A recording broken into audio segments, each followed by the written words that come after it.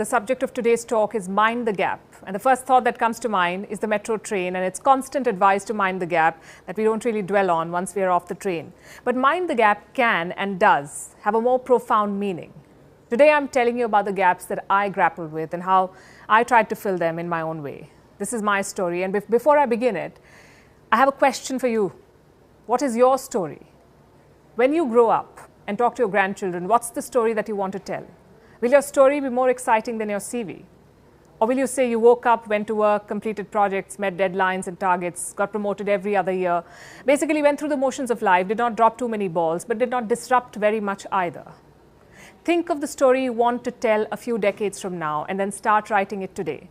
Because our world today is essentially a grand storytelling competition. We are all striving to present our own national, cultural and personal stories in the most persuasive manner. I remember reading somewhere that in the olden times we said, if you want to poison a people, you must poison their wells. But in this day and age, as novelist Ben Okri said, if you want to poison a people, poison their stories. Because stories sway people. They change the course of policies, politics, and indeed the world. I'll give you an example. During the Second World War, America had a list of Japanese cities it wanted to bomb with the atom bomb. The city of Kyoto was on that list, but it was removed by the Secretary of War, American Secretary of War, Henry Stimson. Instead, they put Nagasaki. Why do you think he removed Kyoto? Because he'd gone there for his honeymoon. He'd seen Kyoto's beauty and culture, and he did not want to see it destroyed. You could say Kyoto's story saved it. And that's why it's very important to be in control of your story, to actively shape it. And this is the first gap that I encountered in my career as a journalist. We are a country of 1.4 billion people. We have hundreds of channels, a very aware and politically engaged audience. But we did not have a single news channel or newspaper that told our story to the world.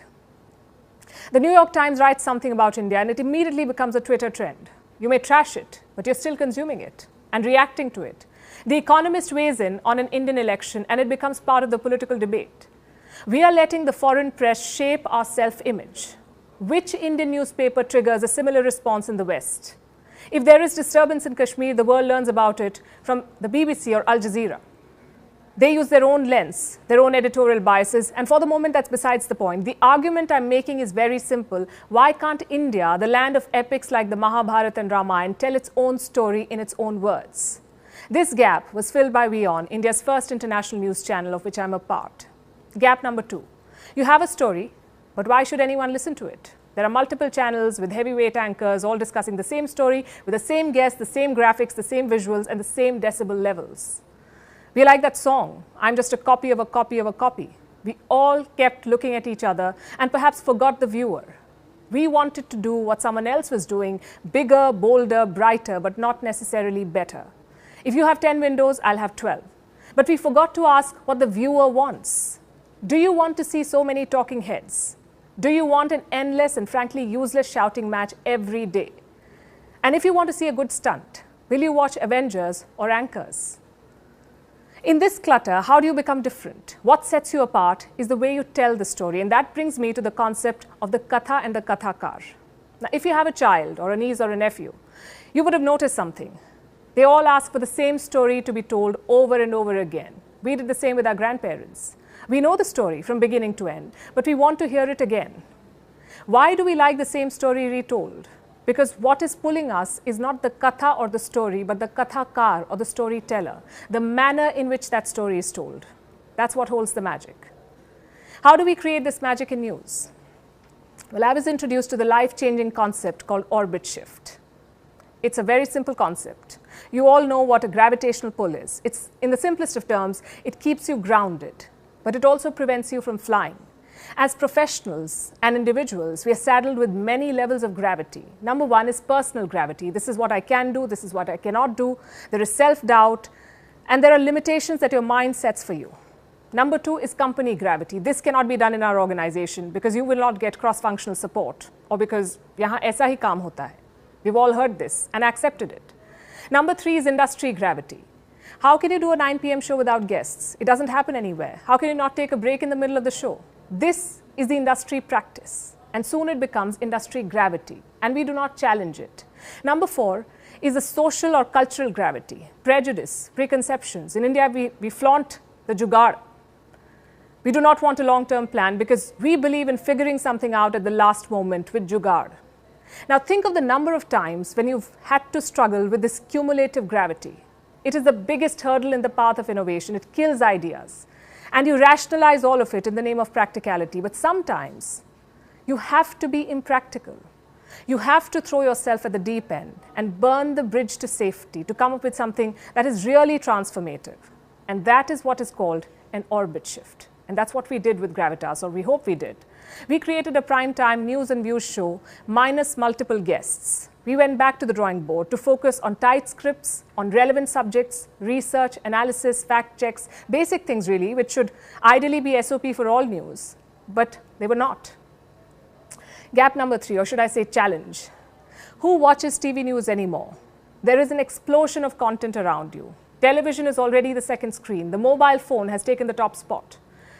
So my news story is competing with a WhatsApp forward, an Instagram reel, a YouTube spoof, and what have you. One editor famously said, my competition is not other news shows. My competition at 9 o'clock is Big Boss or Kapil Sharma. Another one asked for fizz and said that do not do water journalism, colorless, flavorless, odorless. This is the age of Coke. Find your flavor.